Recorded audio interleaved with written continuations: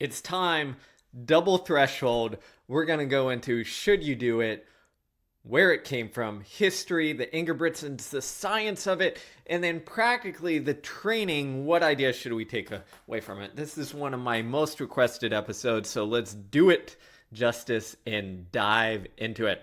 So I want to start where this all came from. So we think of Jakob Ingebrigtsen, but the real person who popularized this was a guy named Marius Bakken, who was a Norwegian world-class runner who ran low 13 minutes during the kind of doldrums of European and American distance running, and he was one of the bright hopes. He actually went to York High School in the US for a year before going on to do great things. Here's what happened is I remember this in the early 2000s. Marius Bakken had a message board back in the day. I read that message board, and back in the early 2000s, 2010 era, I experimented with double threshold training because I saw Marius Bakken was doing it and having success. Now, he didn't call it double threshold, but Bakken had this theory. He went and trained in East Africa with the Kenyans and noticed that they were doing a lot of what we'd call high-end aerobic work. Tempos, thresholds, fartleks, where, again, it wasn't hammering out the intervals necessarily that we did, but fast, but controlled. And Bakken, who was working with a scientist slash coach at that point, essentially said, hey, let's investigate what they were doing. And they found that they spent a lot of time in this kind of threshold zone or lactate levels, both well below to pretty dang close to that threshold. And Bakken decided, hey, let's try to dial this in, measure lactate, and get as close to almost replicating what the Kenyans were doing in a more scientific approach.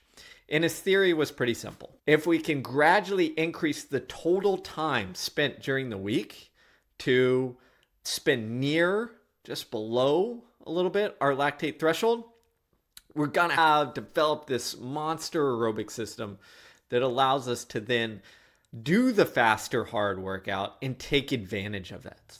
And I think one other thing that is key here is we often think of Ingebrigtsen or even Bakken and we think, oh, threshold. No.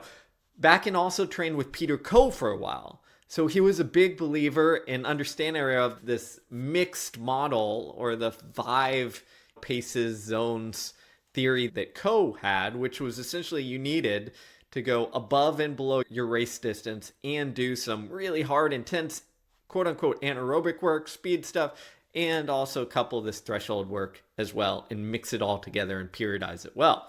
So Bakken, and as we'll see later, Ingebrigtsen aren't scared of doing specific work or 5K pace work or 1500 pace work or faster hill work. They do it all. It's just that part of their periodization is having a heavy threshold part. Okay.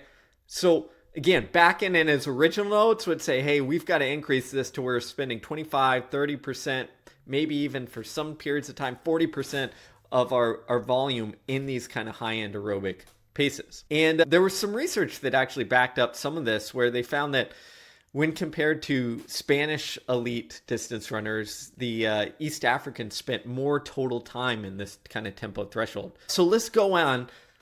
Decades later, Ingebrigtsen, father, comes along, says, hey, I'm going to try this stuff. Looks at Bakken for inspiration. It gets a little murky on this, but he and Bakken have some conversations on this. Jakob Ingebrigtsen, father, the coach at the time, takes it all into consideration and says, okay, let's try this. Let's just improve it. Ask Bakken what he would improve on, where he went wrong. And the long story short is this. We get the now famous double threshold, which is essentially this.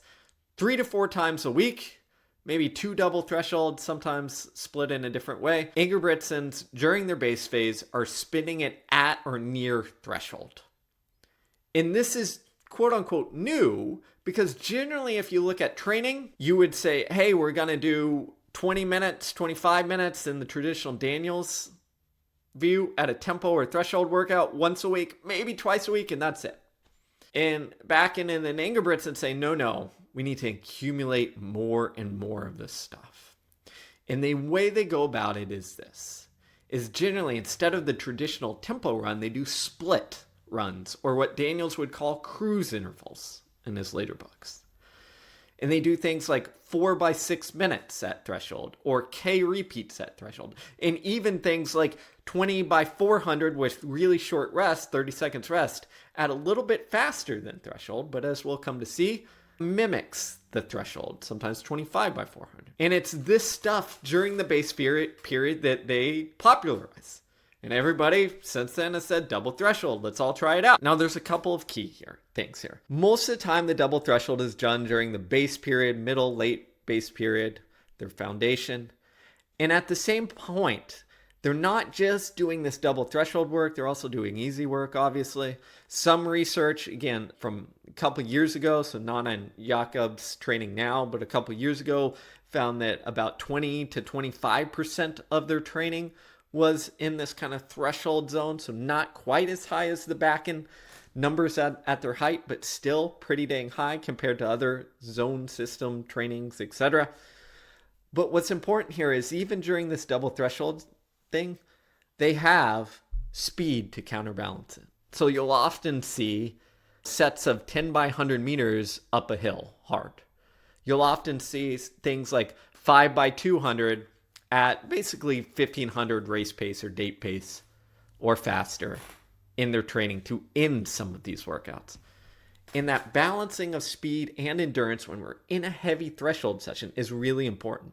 And the last point I'll make is in the Ingebrigtsen model, once you get into the regular competition phase, you are doing some very hard and very fast stuff. You're doing 400 meter repeats at 55, 54, sometimes lots of them.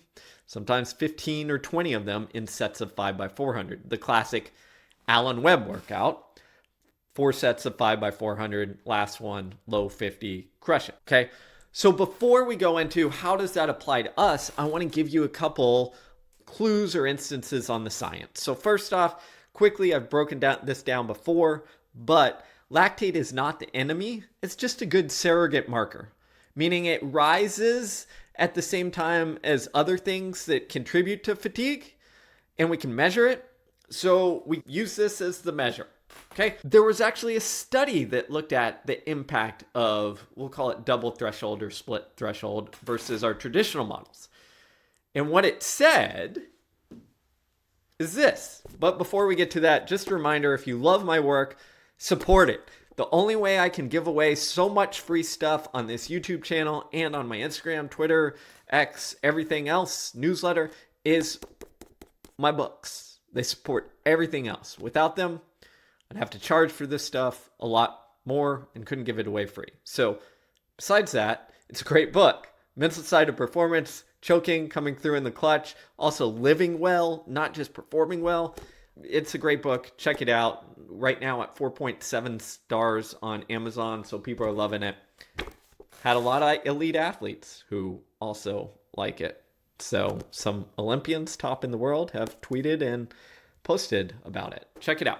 All right, let's go into the science. As I mentioned, one research study essentially took the double threshold and put it to the test. And they had very well-trained athletes. So I think their average VO2 max was just under 70, 69 point something.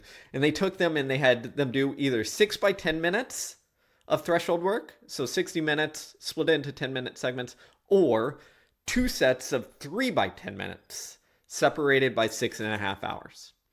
Trying to simulate what's the effect here. And here's what happened is the double threshold approach, that 2 sets of 3 by 10 minute, resulted in lower heart rates during the thing, reduced ventilation rates, lower blood lactate levels, decreased perceived difficulty in the latter half of the workout.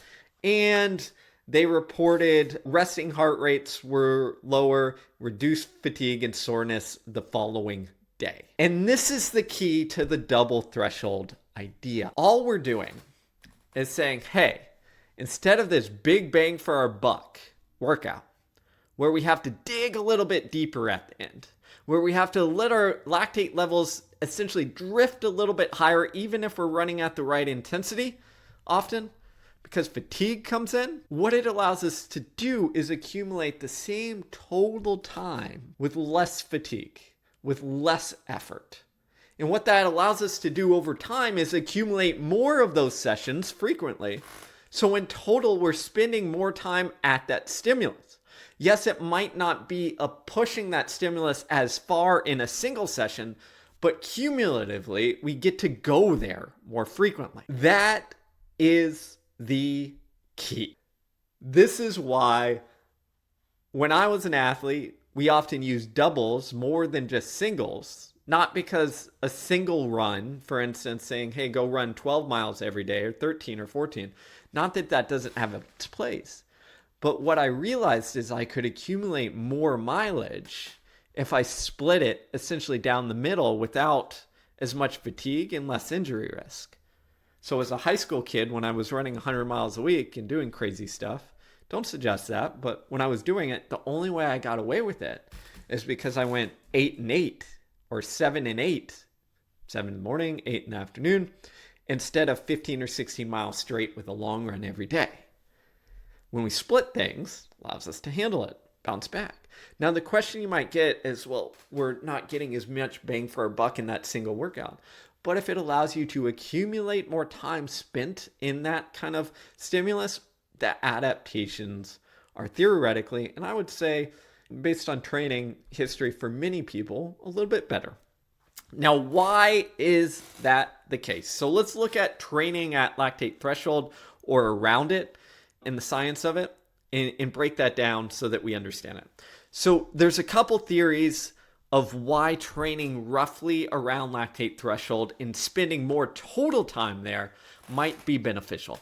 One is what I would call the muscle fiber recruitment theory, which is we recruit or we train the muscle fibers that we recruit. There's some exception here when we look at capillarization and other things, but if we're looking at mitochondria development and enzymatic development, we got to recruit the thing to train it. There is a theory that around lactate threshold, you get this kind of nice sweet spot of optimal muscle recruitment. Meaning muscle recruitment generally works like this. We call upon the easier to recruit and more aerobic efficient muscle fibers, slow twitch fibers first. And then as the pace intensifies and they can't produce enough force or energy, we start calling upon more fast twitch fibers. And especially as fatigue starts getting in the way, we start having to recruit more and more fibers until we're just hanging on for dear life as our muscle fibers are cycling through to be able to maintain the load under high levels of fatigue. The theory is this, is that lactate threshold or thereabouts represents this place where we're going pretty fast, so the demand in terms of force and recruitment is pretty high, but not so high that we're accumulating a lot of fatigue so that we're losing the training effect, aerobically especially, on some of those muscle fibers. So it's a way to say, hey, we get to recruit not only some slow twitch fibers, but some of the fast twitch, more aerobic type mixed fast twitch fibers, and then train them aerobically without fatigue getting in the way. This is also where the shorter intervals might come into play, because as we'll talk about and as we've seen, when we do shorter intervals, what it does is it allows us to run a little bit faster. Again, a little bit more faster means more recruitment of fast twitch fibers or mixed fibers because the intensity or force requirement is higher, right? But because they're short intervals with short rests, we don't get as much fatigue. So that allows us to train them aerobically. It's number one. The other idea is this, is that if you look at mitochondria adaptations is generally, again, I'm simplifying, but we have different signaling pathways to get there.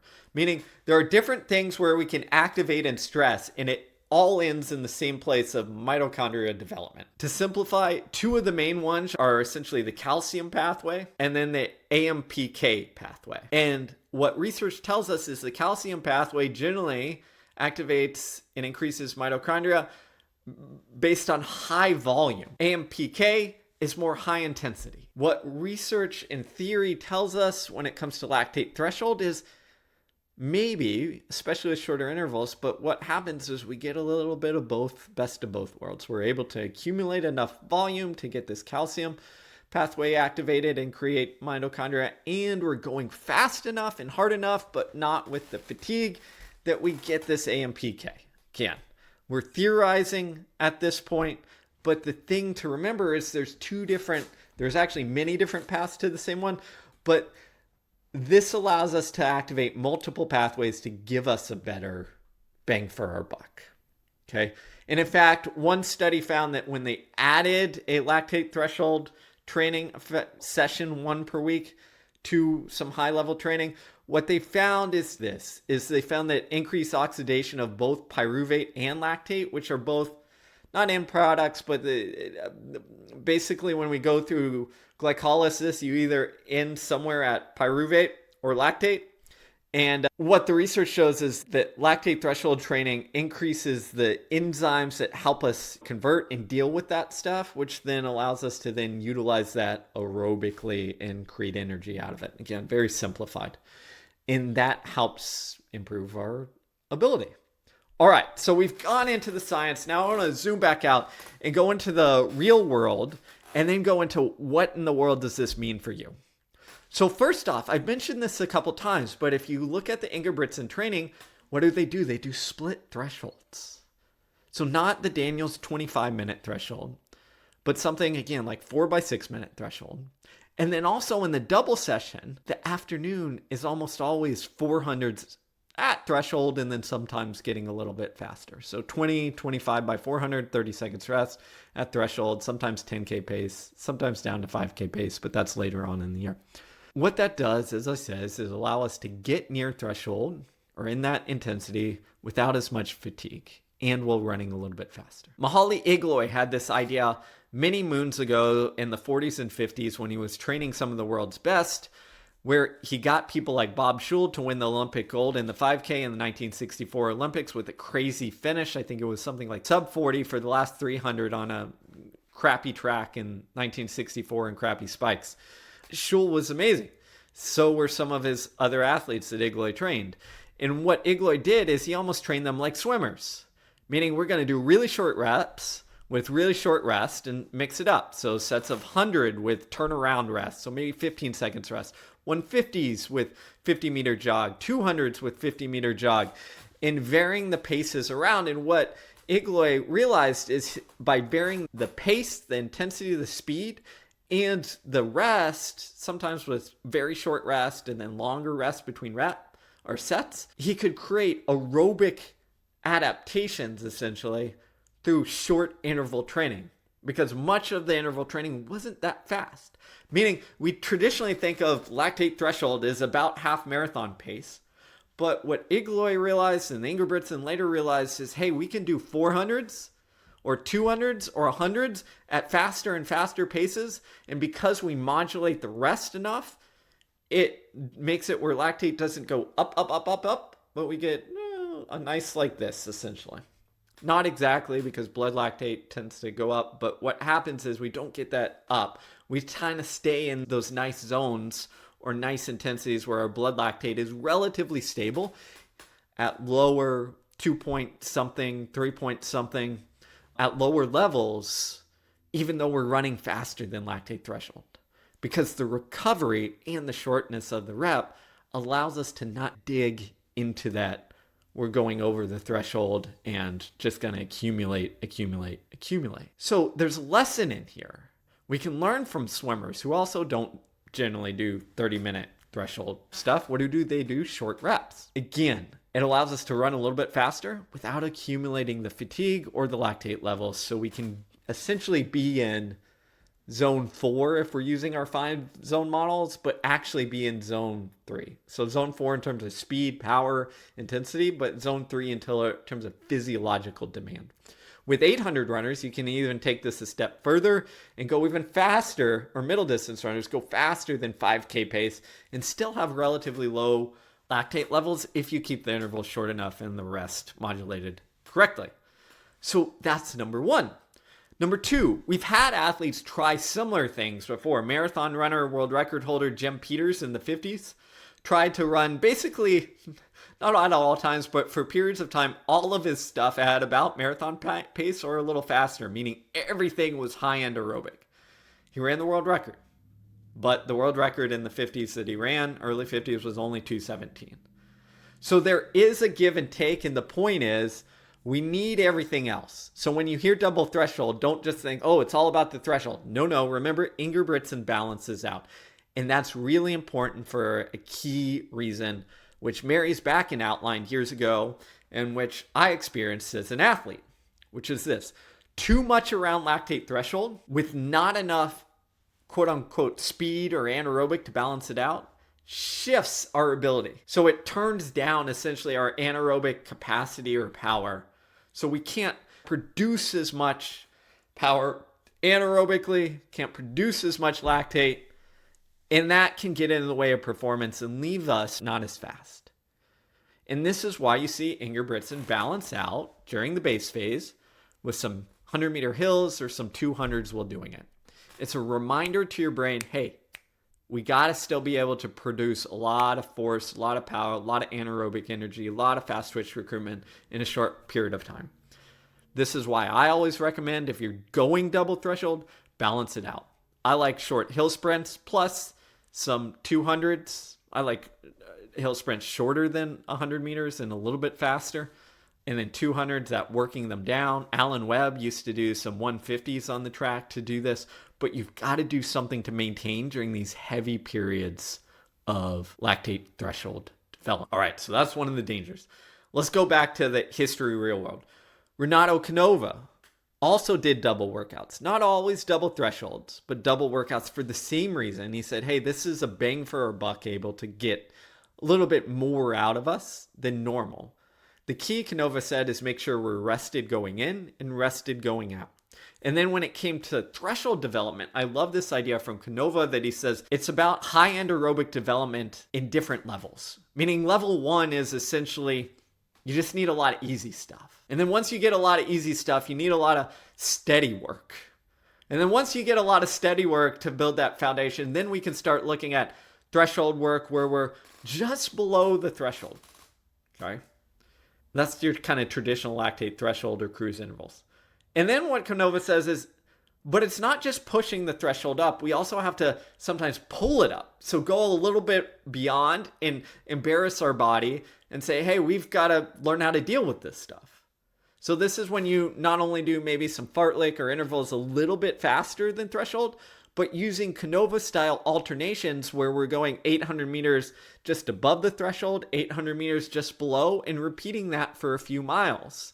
So we're alternating above and below. That teaches your body, again, it's like another level of adaptation for this lactate threshold. So just some other ideas and thoughts to throw out there. So let's get into the so what, which we touch on a little bit. Let's start with this. Should we all measure lactate?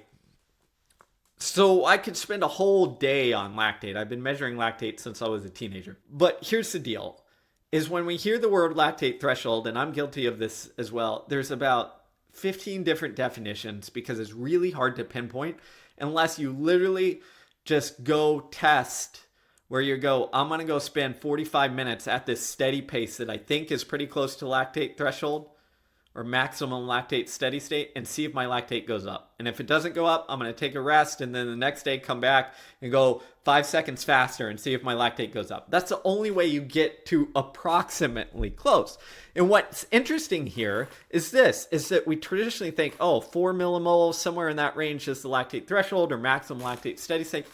Nah, recent research shows that it can be anywhere from 2 all the way up to 7. And that variability is going to differ, including Bakken and Ingebrigtsen have both talked about this. And you can search and go into it more, but it kind of depends on where you are at in your training history, how much your training is biased towards the speed stuff versus the endurance stuff, whether you're more fast twitch or slow twitch orientated. Generally, if you look at middle distance athletes, they'll have a lactate threshold that is on the higher end of 3 to 4 millimoles plus. And the slow twitch athletes will generally be a little bit lower, meaning 2.5, 3 millimoles. But there's all sorts of these factors, so it's not as cut and dry. So the point is, unless you've done extensive testing, which most people haven't and haven't done it the right way, having someone tell you need to be exactly at 2.0 or 2.0 to 2.5 or 3.5 to 4.0, it's mostly bullshit. It's mostly bullshit. Unless you're testing all the time and you can dial that in. And most of us are not. I've been there before. I've tested a lot and dialed in relatively well. And even then, it's tough. So don't listen to that. Lactate testing is great, can be useful, but don't fall for the false precision. And also, if you look at portable lactate analyzers, their accuracy and reliability isn't as great as we think it is. It gets us in the ballpark, but not to that level of precision. Okay? So start with that. So how do we incorporate this? Double thresholds are an advanced technique. Similar to the Canova steps, I would say save it until when you need it. Accumulate as much as you can individually, then start doing what I'd call split thresholds or include split thresholds, which is basically, my favorite way to do them with high school and college kids was say, hey, today we're going to spend 30 minutes at threshold. Split it up however you want. The sole goal is just to not push past that feeling, that effort. So if you feel like, hey, I'm 10 minutes in and I'm getting on that edge, I'm going to take a break here. And then I'm going to take a 90 seconds, 60 seconds, then start again. And then maybe next time I get to 6 minutes. And then I'm going to split and start again. And next time, maybe I go do another 7 minutes. Point is, you just do that till you get the total time. And your goal is to gradually increase that time. Once you've gotten to a point where one session is too stressful, then we can start adding maybe double thresholds. What I would suggest as well is early on start with, especially threshold development, start with one threshold workout a week where you're doing the split. Then add another session where you're doing short intervals, kind of Iglo style, at not that fast pace, so a little faster than threshold or thereabout. Split into a fartlek or short intervals, 400s, whatever you want to do, with really short rest. And that's a great way to start that process where you can build up the total amount of volume you're doing. And then my thought is again, don't forget to counterbalance when we're doing heavy threshold work with some speed. Hill sprints, 200s, 150s, 100s, fast but smooth is the goal. Do those. And then don't forget that this high-end aerobic work for basically everybody except for half marathoners is not the specific work. It's the foundation work. Even for a marathoner, the threshold work is the secondary. It's the support work. We need to develop it, but then we're developing our specific endurance at marathon pace, our ability to extend marathon pace. So it's the support work. It's important, but that means generally it comes earlier in your season and during the base or foundation or pre-competition phase. And then we have to shift our training just like Ingebrigtsen does, just like Bakken does, just like basically everyone does, to go towards more specificity while not leaving behind the threshold work. Meaning we still need to maintain it a little bit, maybe once every 10 days or so, depending on the athlete, depending on the person, doing some sort of split or split threshold, cruise intervals, what have you. Maintain it. But it is not the only thing. So there you go. That was a 30-minute diatribe on everything you want to know on double threshold. I hope it satisfied your demands because I got asked about this one all the freaking time. If you have any questions, feel free to leave them in the comments. If you enjoyed it, please share this out to others, and then support my work. Check out my book, my latest Win the Inside Game. You'll enjoy it, I promise. It has some good running stories in there as well, as long as stories outside of it. I'm here to bring you the no BS nonsense about training that is informed by both science and history and a lifetime of practice in coaching athletes from high school to elite. That's what we're about here. So if you like it, subscribe, share it. Thanks, everybody.